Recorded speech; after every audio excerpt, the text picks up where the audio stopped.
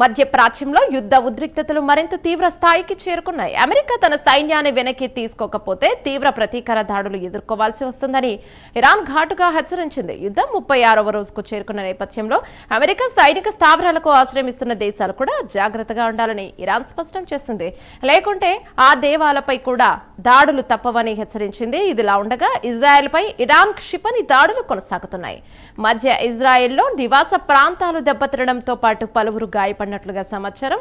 దక్షిణ లెబనాన్ నుంచి రాకెట్ దాడులు జరగడంతో ఇజ్రాయెల్ సరిహద్దు ప్రాంతాల్లో సైరన్లు మోగాయి. దీనికి ప్రతిగా ఇజ్రాయెల్ కూడా ఇరాన్కు చెందిన ఎయిర్ డిఫెన్స్ వ్యవస్థలో క్షిపణి నిల్వ కేంద్రాలు, ఆయుధ అభివృద్ధి కేంద్రాలపై దాడులు చేసినట్లు ప్రకటించింది.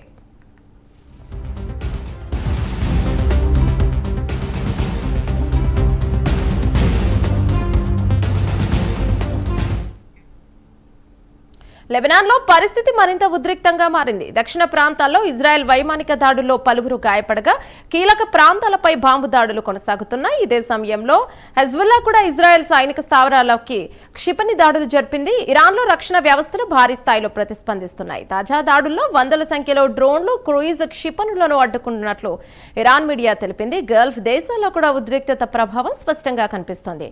దుబాయ్లో క్షిపణి అవశేషాలు భవనాల సమీపంలో పడిన ఘటన ఆందోళన కలిగించింది. బహ్రెయిన్లో దేశవ్యాప్తంగా అలర్ట్ జారీ చేసి ప్రజలను సురక్షిత ప్రదేశాలకు వెళ్లాలని సూచించారు. ఇదే సమయంలో కువైట్లో అమెరికా హెలికాప్టర్ పై దాడి జరిగిందనే వార్తలు చక్కర్లు కొడుతున్నాయి. మరోవైపు ఇరాక్, యెమెన్లలో ప్రజా నిరసనలు కూడా మొదలయ్యాయి.